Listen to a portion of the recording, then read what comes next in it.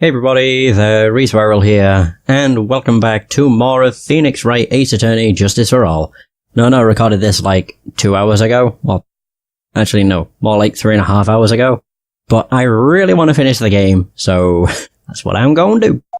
I just hope this isn't going to be like the end of Ace Attorney, because the end of that game, I recorded for 5 hours, because I really wanted to finish it. I did not realise that the last part of that game would be 5 hours long though. Beep. Hello, this is Phoenix Wright. You don't look so well, dude. Oh god. You're gonna prove me not guilty today, right? Oh, we just hung him up. Oh god. If you please, Mr. Lawyer. Remember, it's not just me, your precious friend's life is riding on today's verdict too. I hate him. Now listen up. You'd better get on guard a guilty sentence, okay? If you get that creepy slime bag and not guilty, I'll never forgive you. Ever. Phoenix? Phoenix? Oh, okay. Mia! Maya, how's Maya? I don't know. You don't know? She hasn't tried to channel me since yesterday. Mia, what? What am I supposed to do? Well, like I said, for a lawyer, the worst of times are when you have to force your biggest smiles. But you can't give up. There's still some hope left. Stop it, please. There's nothing left. Not here, not anywhere. Another call. I love how you can just leave it going for as long as you want. It's that accursed on guard again. Will you leave me alone? Look, don't call me anymore, I mean it. That's Gumshoe. You're really mean, pal. Gumshoe. I'm really sorry. Where are you? Then let me join the investigation team and we're chasing after the killer, pal. Then you have some sort of lead? Sorry, but right now we've got 0 leads on the guy. But we're not going to give up. Gumshoe. Until the trial is over, until the verdict is handed down, we're going to do everything we can and find the killer. If we can get Maya out, then you can get on guard the guilty verdict he deserves, pal. That's true. I could do that if they found Maya first. You got that? So you have to do whatever you can to make the trial last longer. I have to make the trial last longer? If you go at Mr. Edgeworth with everything you've got, then you two can try it out. Oh, now I get it. I believe in you, pal. You and Mr. Edgeworth can do it. So, believe in us. We're gonna give it all we've got, just like you. Got it. Thanks, Gumshoe. Aw, this is a nice trial. Hey, Phoenix. You understand now, don't you? You have something money will never be able to buy. Friendship. It's the strongest weapon in the world, and you have it in abundance. Yeah! Looks like we're coming to the end. I have to make the trial last as long as I can. Gumshoe will come through. Gumshoe will come through. I know it. I called it fucking Gunshoe. Gunshoe! March 23rd. Oh boy. Oh right, so it's Phoenix and Mia. Court is now in session for the trial of Matt on guard. The defense is ready, Your Honor. The prosecution has been ready for a while, Your Honor. Now, as I recall, we concluded yesterday's session with a big mystery on our hands. The mystery being what exactly was Miss Adrian Andrews' role in this murder. That is to say, is she really connected to the crime itself? Mr. Edgeworth, if you would please inform the court of today's proceedings. Adrian Andrews. She forged evidence that threw suspicion onto Matt on guard, and then proceeded to escape the crime scene by wearing a nickel samurai costume. The guilt of these actions are those from which she cannot escape. Then you're saying that she is guilty after all? I'm not finished, Your Honor. Miss Andrews has nothing to do with committing the actual murder. I would like to direct the court's attention to this card. What is that? It looks like a shell. This is the calling card of a certain assassin. Assassin, you say? Yes, one Karita was killed by a professional assassin. And the person who hired the assassin, his client so to speak, is Matt on guard. What a surprising turn of events. I would think it's become commonplace by now, Your Honor. That's true. I know what's going on this time, so I know that everything Edgeworth has said is true. But we still have to hold out as long as we can. At least until Maya's safe and sound. I wonder how the trial will turn out today. I guess we're gonna find out. Now then, please call your first witness, Mr. Edworth. Prosecution calls the defendant's mentor, Mr. Will Powers, to the stand. Oh my god, look at him. Now then, witness, your name and occupation, please. Okay. I'm, Will Powers. I'm a poor underpaid action star. And what is your relation to the defendant? Well, I guess I'm sort of a lousy mentor to him in a way, yeah. Mr. Powers, please, you don't need to put yourself down so much. Oh, sorry. Well, but I'm just kind of a nothing sort of guy. On the night of the murder, you visited the defendant's room. Is this correct? Yes. I didn't know that. But you know, I didn't actually get to see Matt when I went. All you need to do is answer what you're asked. Now then, I would like you to please testify about when you went to Mr. Onguard's room. Okay, sure. God, how weird is that? Will Powers was Matt Onguard's mentor, both of which were accused of murder. Although the difference is, he didn't actually do it. Visit to Matt's room. After the award ceremony, I went by myself to Matt's room. Matt was standing there, in front of his room, still in his nickel samurai costume.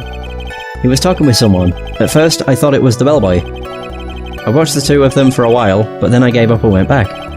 I had guests with me that night, and I couldn't make them wait for me. Ah. Nothing sounds out of place with Mr. Powers' testimony. And talking with the bellboy is no big deal. If one assumes that the person Mr. Onguard was speaking with was an ordinary bellboy, what are you implying? Oh, he's giving me hints. Well, Mr. Wright, let's have your cross-examination, shall we? Looks like we're in another sticky situation, huh? A trap. Can't you smell it, Phoenix? But for us to find out more, we're just gonna have to charge in head first, right?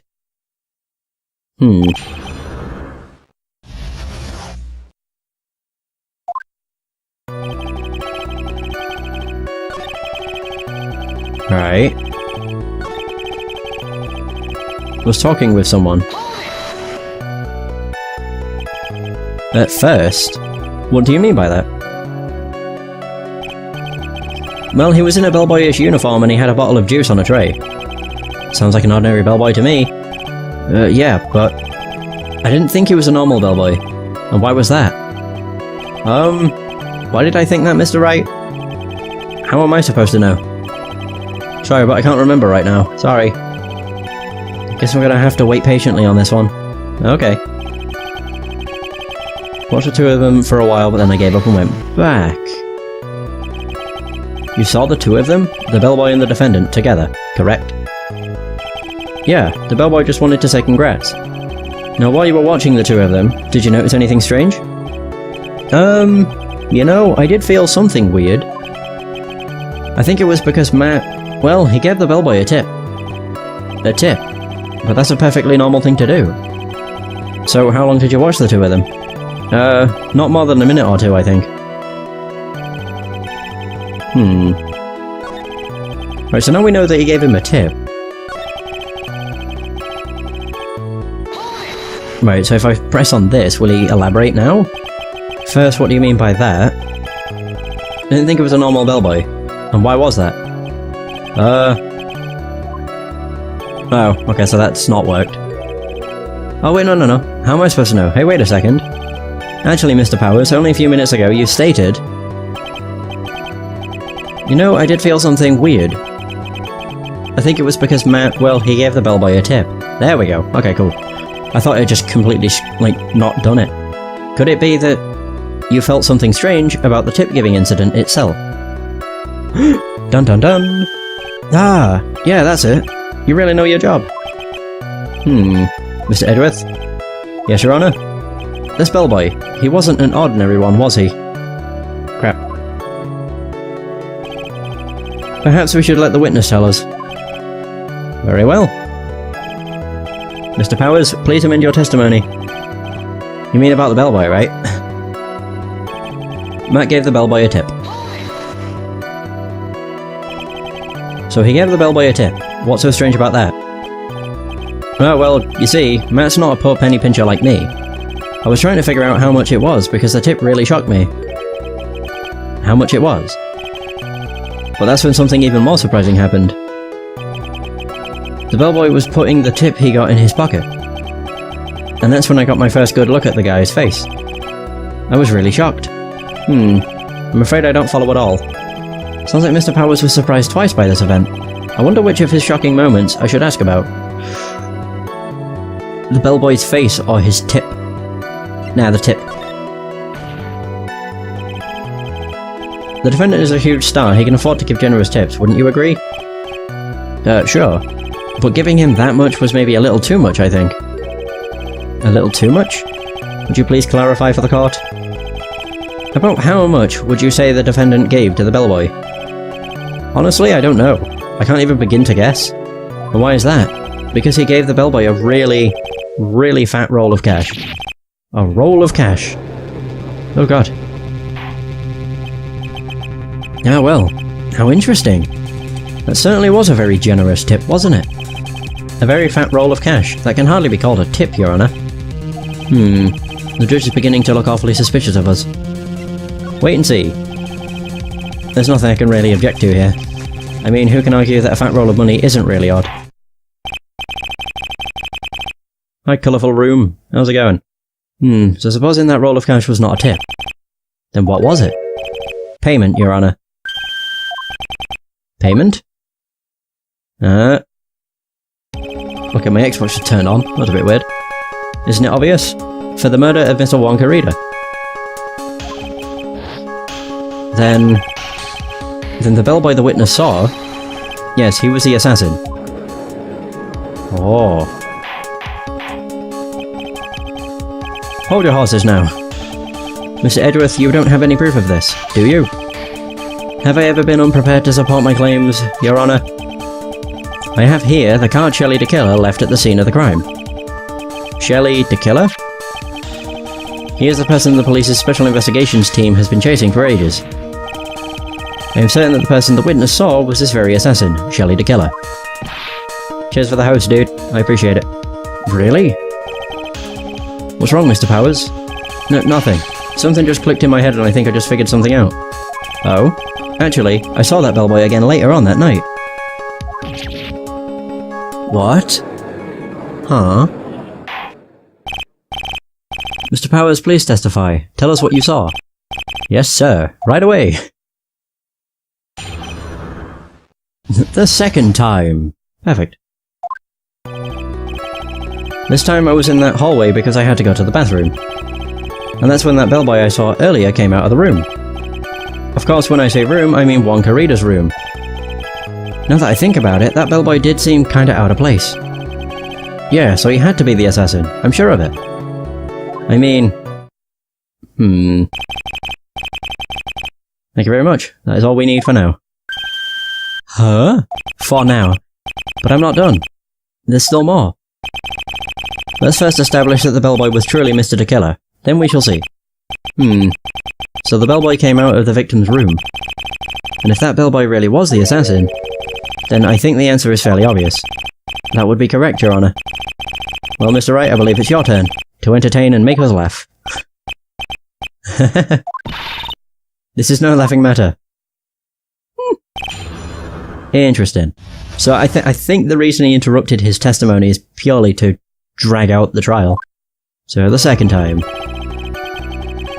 So, alright, he was in the hallway, had to go to the bathroom. Wonka Readers. Now that I think about it, the bellboy did seem out of place. What about it was suspicious? So what exactly was so out of place about him? Right. Why the insipid grin? Maybe because I have no idea what damaging thing he's going to say next. Well, the bellboy was empty-handed. Oh, he had no trail. Tray, not trail. Empty-handed. The bellboy was one of those room service people, right? But he wasn't pushing a cart and he wasn't holding a tray either. You'd call that a little strange too, wouldn't you? I agree that it is a bit strange, Mr. Powers. But is it really that unusual for a bellboy to be empty-handed? What should I do? Should I let Mr. Powers' testimony slide, or try to pull a fast one?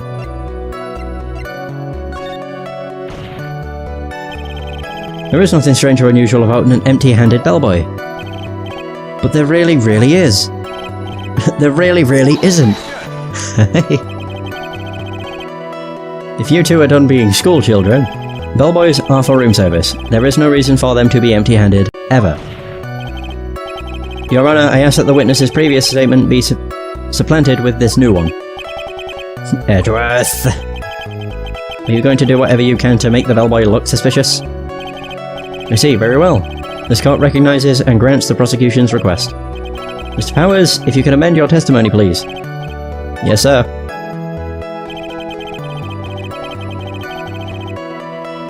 Wait, so I thought it was kind of strange for the bellboy to come out of a guest room empty-handed.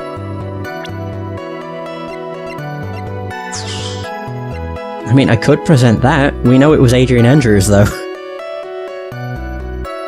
I mean, I'm just trying to think of anything I can do to prolong it. What was that? It's a crime photo. I mean, that could show that maybe he brought him supplements and stuff. Hey, it worked. Nice. Mr. Powers. Yes? You're easily influenced by other people's words, aren't you? As soon as you heard that the bellboy might have been the killer, you got caught up in believing it must be true. But, isn't he really suspicious? He's got all those stitches, and... So, a baseball has stitches. Are you saying all baseballs are suspicious because they have stitches? Well, there's also... I mean, what about him being empty-handed? I'd like to ask the court to please take a look here. This is the crime scene. There is a wine glass sitting next to Mr. Karida's body. The liquid inside this glass is tomato juice. And now, if you would look at what is on top of the table, in the lower right corner here. Anyone can clearly see that it is a tray with a bottle of tomato juice on it. Oh yeah, so it is. To me, it just looked like the table. The bellboy had just brought this to Mr. Karida's room. He left the tray in the room, which is why he was empty-handed when he left. Aha! but that would mean that the bellboy had seen and left a dead body in the room. But you can prove that Can you prove that Mr. Karida was already dead at that time? Mr. Edgeworth. Yes? I blame you for leading me down this route. I'm terribly sorry. What is with him? Why is he laughing? Witness, isn't there one more thing you would like to share with us? Is there? The bellboy was empty-handed, or should I say empty-handed. I recall you had something interesting to say about his hands. Oh yeah, I almost forgot. Huh? What? That bellboy, he was wearing gloves. Gloves? Yeah, pitch black, leather ones. All the other bellboys don't wear gloves like that, right? Black leather gloves. Why didn't you mention them earlier? Sorry, it slipped my mind. Bellboy, oh boy does this make the bellboy look really suspicious. Alright, gotta focus. We can't get lax here. So what if he had gloves? A lot of bellboys wear gloves. Come on, Mr. Wright, that bellboy was wearing black leather ones. I don't care. So, a football is made of leather. Are you saying all footballs are suspicious because they are made of leather? Oh my god. Not again. But that man, he received a large roll of cash from the defendant. And then he was seen leaving the crime scene wearing black leather gloves. I don't think that even someone like myself can believe he was just another bellboy. It seems that we have finally come to an understanding. Now then, witness, please continue with the rest of your testimony. The rest? Oh yeah. Please, tell us more. Okay. Jesus. Alright, their second meeting. After leaving Juan's room, the bellboy went and knocked on Matt's door, just like that. He gave something to the person inside the room. Then the old guy just left, without even going into the room. After that, I went to the bathroom and then back to my seat. So the bellboy, after leaving the crime scene, next went to the defendant's room. Yeah, I kinda saw all that by accident. Some accident. I'd say you saw too much. And all of it was suspicious to high heaven. I think it's safe to say that we can no longer consider this bellboy to be normal. Now then, let's get started, shall we? Mr. Wright, your cross-examination, please. Yes, Your Honor. Alright. Their second meeting. Okay. Something to the person inside the room. So who was that? I said hold it. Okay. That's better. What kind of statement is that? Please elaborate and give us a few more details. Oh, okay. I should probably ask him only one question at a time. The person inside about this something. No, about the person inside. So, who took this something the bellboy handed off? Actually, I don't know. Oh. What do you mean? I'm sorry, but I only saw the person's arm. Only an arm? Then you're saying you didn't see the person's face? Yeah. Well, it was Mr. Ongard's room, correct? So it could have only been Mr. Ongard himself, I'd say. And then, what did the bellboy do after that? Oh. So after he gave the person inside the room the thing... Oh. Okay. Now if I could press it again and then ask about something else... I said hold it! Okay. Ask about the something. He gave something to this person. Yeah. And what was this something? If I remembered what it was, I wouldn't be calling it a something, would I? But this implies that something was removed from the scene of the crime. Are you sure you really can't remember, Mr. Powers? I think it was something kind of small. I'd like to summarise the testimony up to this point, if you don't mind.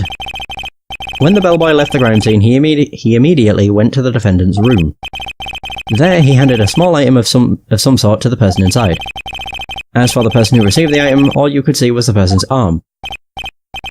Yes, it was just like that. Mr. Edgeworth, is all this really that important? Of course, Your Honour. I think this is of the utmost importance. He's only doing it to prolong the trial. This is when whatever was removed from the crime scene was handed over to the client. Mr. Powers, please try to remember what it was that the bellboy handed off. Well, let's see. I think it was... No...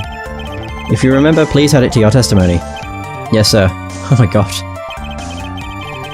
If I saw it again, I could say for sure, but I think it was some sort of wooden statue.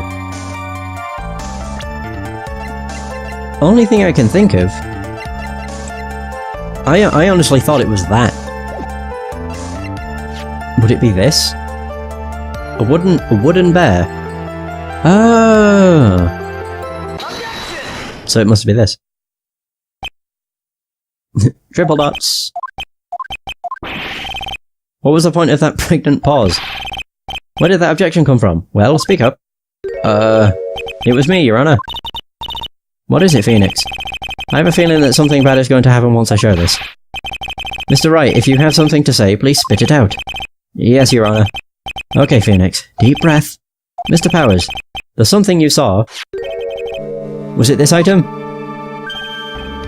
Oh hey, that's it. That's the something. Wow, Mr. Wright, you really figured it out. I recall we found this at my own guard's mansion. At the defendant's house. I think that might be why he's like, oh crap, why did I object? What does this mean? It's simple, Your Honour. Shelley the killer assassinated Wonka Reader in his room, and then he stole this wooden bear from the scene of the crime.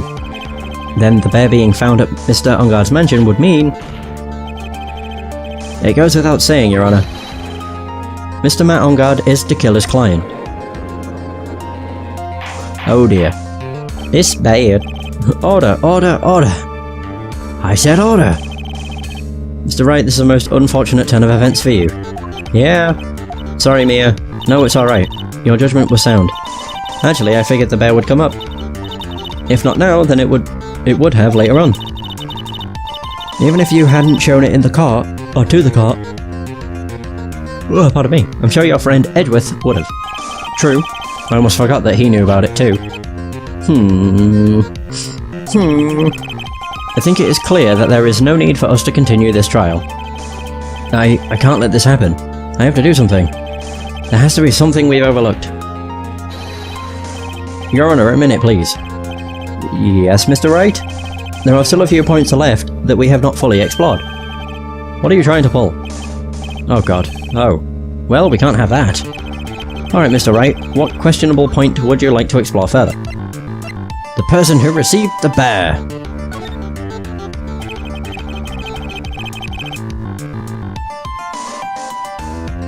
There was one thing in Mr. Power's testimony that was very unclear. And that is the identity of the person who received the bear. I honestly probably should have gone with the bear itself. So, he gave something to the person inside the room. I'm sorry, but I only saw the person's arm. As long as we don't know who it was that took the bear, we can't be sure of...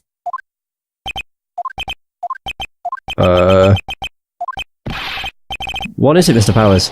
If you're gonna scream like that, then at least give us a good reason why. Oh yeah, sorry. Actually, so, I remembered. I remembered who took the bear. What? Really? I mean, I only saw his arm. But, the arm... It was the Nickel Samurai's arm, I swear it. You've got to be kidding. Are you sure of that, Mr. Powers? Yeah, I'm sure it was the Nickel Samurai. Oh, okay. Order, order. It looks like you've dug your own grave. Yet again! How many times is that today? I've lost count. So the person who took in this little bear was the Nickel Samurai. And, as we all know, Matt On Guard is the Nickel Samurai. But we also know that Adrian Andrews dressed up in the costume, so it could have been her. Thanks to the defense, we've made that all the clearer. What am I supposed to do now? Mia, help! You don't have time to act lost. You've got to find another angle to attack this from. Hurry. Now I will bring this cross-examination to... Your Honor. Again, Mr. Wright? You've already removed any and all questionable areas from the testimony. It's about time you were removed from this court, Mr. Wright. I have to find something. Even one more little point will do. There are still questions left unanswered. What are you trying to pull? Oh, there we go. So it's just doing the same. The bear.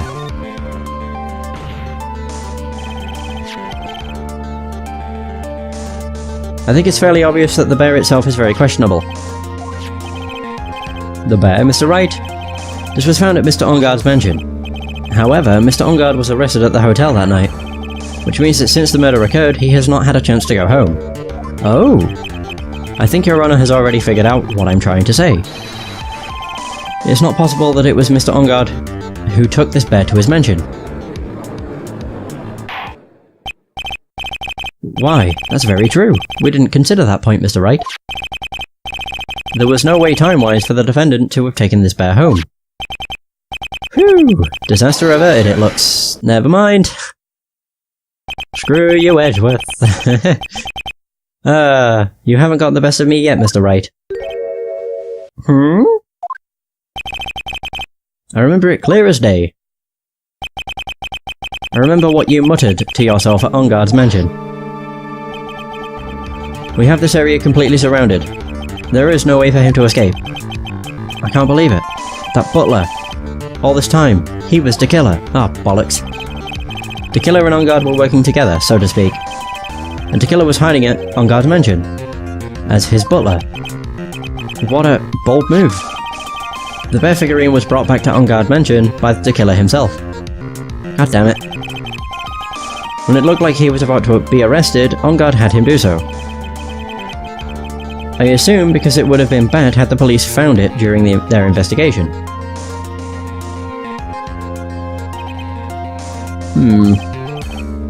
Well, Mr. Wright, you've been quiet for a while now. This is too much. Isn't there anything I can attack at all? It's not looking like it. I think we've heard enough. We now know why this bear figurine was at the defendant's mansion, as well as who it was that received the bear from the assassin in his room. Everything has become very clear. The client, who hired the assassin to commit the murder, was Mr. Matt Onguard. I see no reason for this trial to continue, therefore I will now hand down my verdict. Thank you, Your Honor, for your understanding. You see, Mr. Wright, you could not win against the truth, could you? I knew it would turn out this way. After all, what Edgeworth has stated is the truth. Any last objections, Mr. Wright? Well, do I? What should I do? Hear the no! Raise an objection! Jesus. Oh no, that's my There is only one way for me to drag this trial out. The only thing I have left is this one dirty trick. Your Honor, right now we have these 2 reasons to believe my client is a client of the assassin. Reason number 1, he accepted the bear figurine from the assassin. Reason number 2, that very same figurine was found at On Guard Mansion.